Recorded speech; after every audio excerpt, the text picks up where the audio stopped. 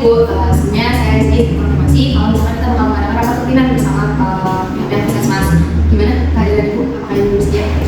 Baik, saya kebetulan saya nggak ada acara apapun, saya akan tolong nanti tugasnya disimpan yang di saya. Baik Bu, terima kasih. Selamat siang semuanya. Pada kali ini kita akan memulai rapat rutinan puskesmas terkait tentang pemberian angka stunting. Pada rapat kali ini dihadiri oleh Ibu Kepala Puskesmas dan juga perwakilan dari pihak puskesmas. Untuk mengawal untuk mempersiapkan waktu, kita langsung saja untuk memulai rapatnya. Saya serahkan pada Ibu Kepala Puskesmas. Silakan. Baik, selamat siang rekan semua. Sesuai dengan informasi yang telah saya sampaikan di kelas 1, saya mendapat arahan dan tugas untuk melaksanakan rapat bersama rekan-rekan sekalian. Jadi di rapat hari ini kita akan melakukan program apa yang cocok digunakan untuk menekan angka stunting di negeri.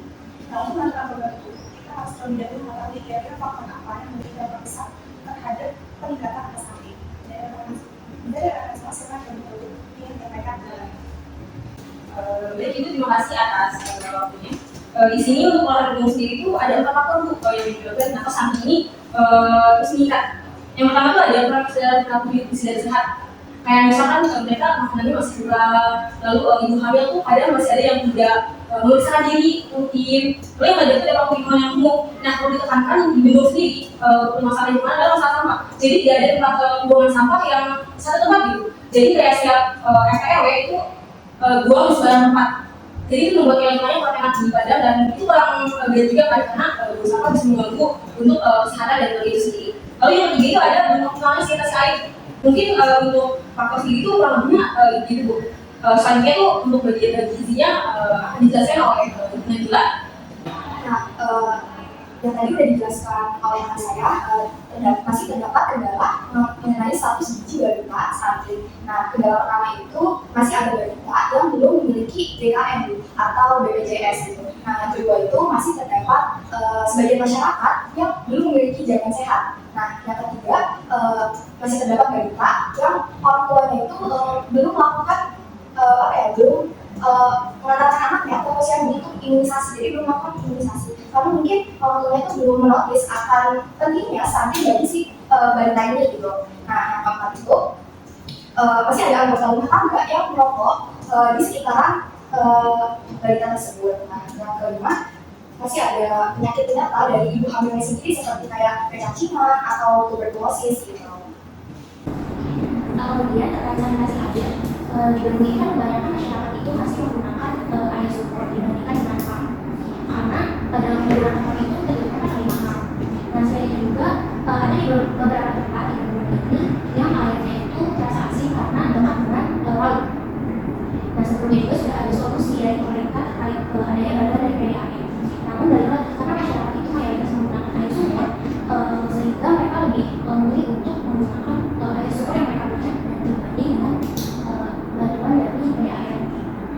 Kemudian ada juga masalah terkait masyarakat yang masih menggunakan air selokan untuk mencuci pakaian. Padahal kan ini hasil dari itu juga lingkungan kotor lebih dengan adanya banyak sampah yang ya.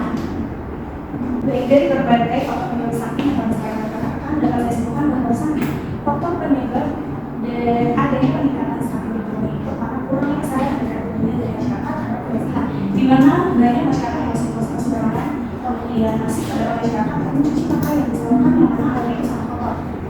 Kemudian kurangnya pemahaman masyarakat terhadap pemberian atau pemberian gizi baik bagi anak sehingga banyak diberi balita yang mengalami kekurangan gizi. Selain itu, para ibu juga kurang peduli terhadap penggunaan gizi bagi anak dengan alasan jarak posyandu yang jauh dari tempat tinggal mereka. Nah, dari masalah-masalah topik, kira-kira program apa yang cocok diterapkan untuk masalah ini dan gunakan pakaian ini itu? Itu sebelumnya kita sudah mendiskusikan beberapa program, namun mungkin ini ada program yang belum bisa sesuai dengan faktor tersebut. Di sini tuh saya dan teman-teman yang lain ada terkait dengan program yang namanya casing. Casing itu sebenarnya dari khusus klinik. Nah, program ini tuh pihak puskesmas itu akan datang ke rumah-rumah dan akan menanyakan kayak bagaimana kondisi sanitasinya, PHBS-nya, apakah ada jamban, lalu minuman air apa dan lain sebagainya. Mungkin untuk program itu sekiranya yang menurut kita setelah diskusikan itu cocok untuk dengan faktor-faktor yang ada di kelurahan ini.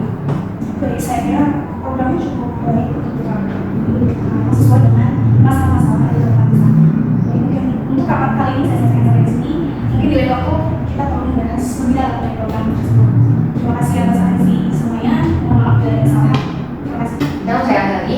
ini, alamat yang di